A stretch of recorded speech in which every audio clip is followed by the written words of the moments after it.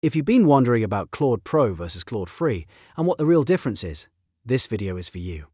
In the next few minutes, I'll break down exactly what you get with each plan, where the free version is enough, and when upgrading to Pro actually makes sense. I'll keep it simple, practical, and easy to compare, so by the end you'll know which option is best for your workflow.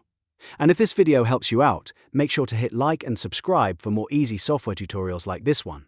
Let's get into it. Claude Free gives you access to a lot of the core features that make Claude useful in the first place.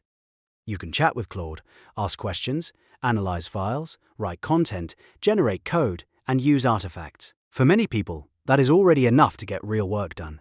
If you only use Claude occasionally, or you just need it for light tasks like brainstorming, rewriting text, or asking general questions, the free plan can be a great starting point.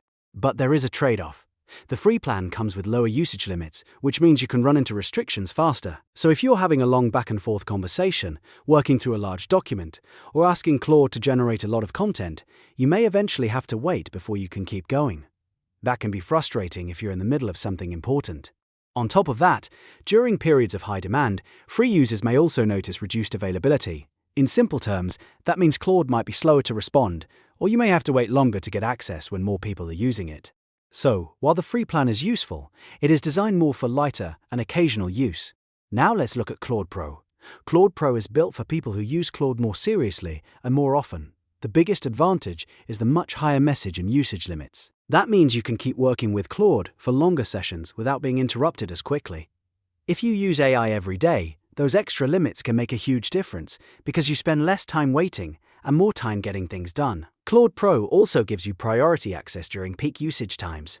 So when demand is high, Pro subscribers are more likely to get consistent access to Claude. This is especially helpful if you rely on Claude for work, deadlines, or daily productivity. Another major benefit is the higher limits for projects, file uploads, and Claude Code.